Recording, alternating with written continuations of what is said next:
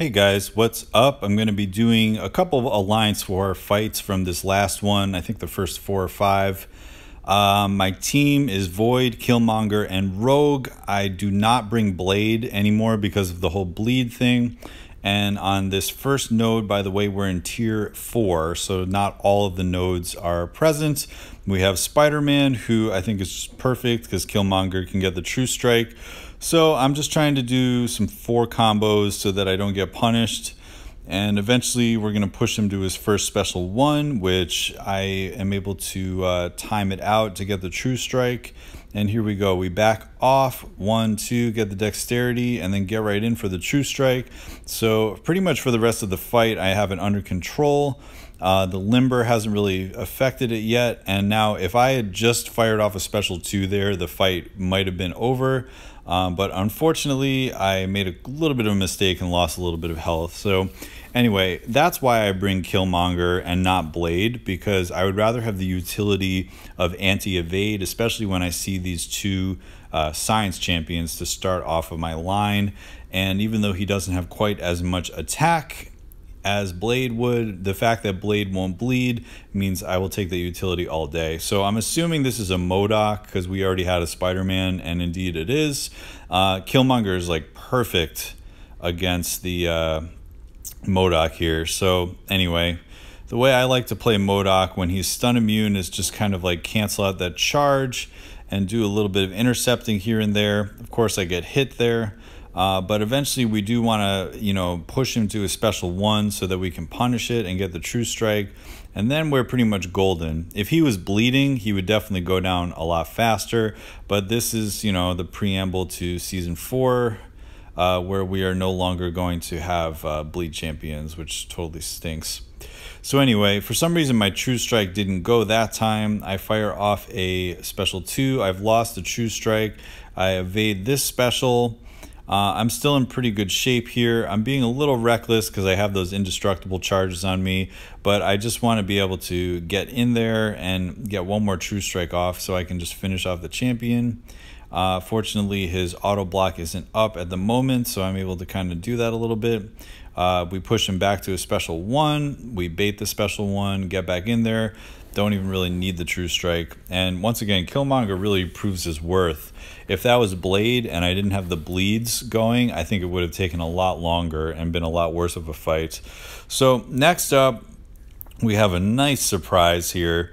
We were definitely up against an alliance that I think was punished for cheating, because they all had like 3 565s and champions like Korg, who are brand new at Sig 101. So it was obviously a high spending alliance, and they had a really stacked defense. And we had a pretty tough time against this group. Like, they were definitely in the wrong bracket. They shouldn't be in tier 4.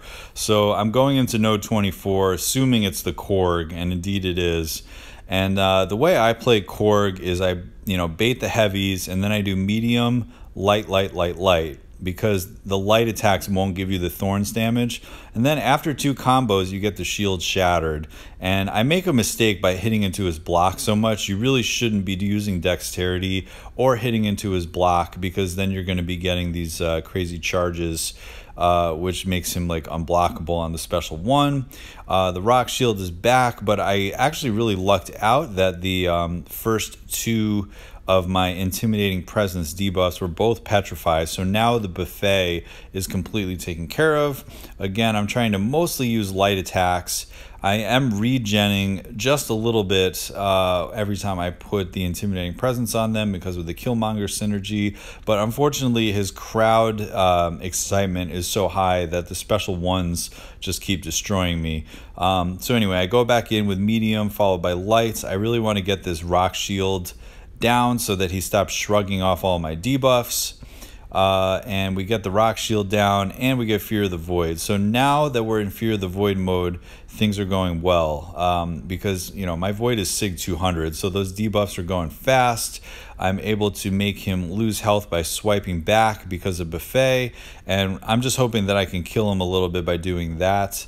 Unfortunately, the crowd excitement is going up like crazy, but buffet is working in my favor, and we get Korg down. So it wasn't a super great fight, but at the same time, full attack bonus on a Korg, I will take it any day.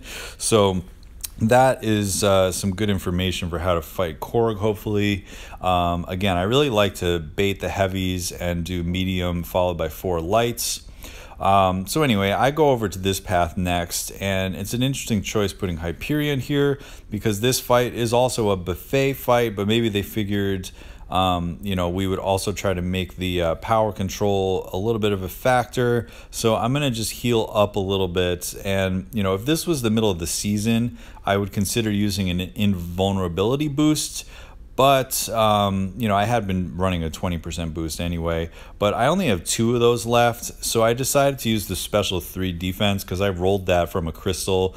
I would never buy that outright. And I just thought, hey, why not? Just in case, you know, I do take a special 3, it won't be the end of the world.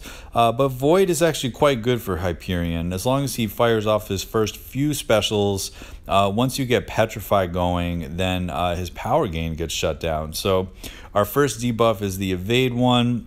The second one is Petrify. So now every time he does power gain, it's 50% of the power gain. So it's not quite as crazy as it would normally be. And then very lucky, once again, I get the second Petrify already. So now his power gain buffs just don't do anything. And also with the buffet, with a little bit of despair, it's going to degen him slightly every time he regens. And Hyperion is just very special happy because of his power gain feature. And the funny thing is, without the power gain, he's still throwing specials all the time. So this fight is super easy. We're about to get Fear of the Void and just like totally put him in the bin. But anyway, my Void is Sig 200, and you can just see how much the attack is and how fast those debuffs get back up. This guy is an example of somebody who, the higher the Sig, just the better and better he gets. And this fight is sort of a piece of cake at this point. So we haven't even really hit the 130 timer yet, and this 565 Hyperion is about to go down. So Hyperion is down.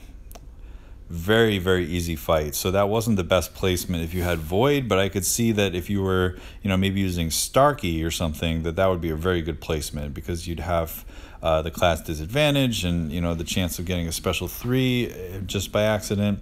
And this is the last fight I'm going to show because the last 2 were kind of boring and we ended up losing this war anyway, although I did not die. This guy, I'm assuming this is an Iron Man Infinity War or a classic Ultron, but it's actually Ultron from the movie, and that's kind of a relief because I had just gone through some pretty difficult fights, and it was nice to just have something pretty straightforward. But you will see that the evade on this Ultron is somewhat random, so I like to do 4 combos, kind of like when fighting a Spider-Man. Of course, he evades that, but I have enough distance that it's not a big deal. So this fight is pretty normal. You know, there's not really much to say. Just try to bait the special ones. For some reason I didn't quite get in there. There's a nice evade, but I'm able to keep the combo going and put another debuff on him. Really the only thing going on in this fight is the armor makes him last a lot longer. So the fact that he lasts longer, there's a little bit more of a chance of you to you know, get hit by one of the evades. But anyway, we have only 1 Petrify up, so we didn't quite luck out the way we did in the last few fights. But now that Petrify is up, I'm just going to kind of let him kill himself with his regen. We got Fear of the Void up, so again, for some reason he is regenning a little bit. I'm not really sure why he was regenning a little bit. He should have been completely not.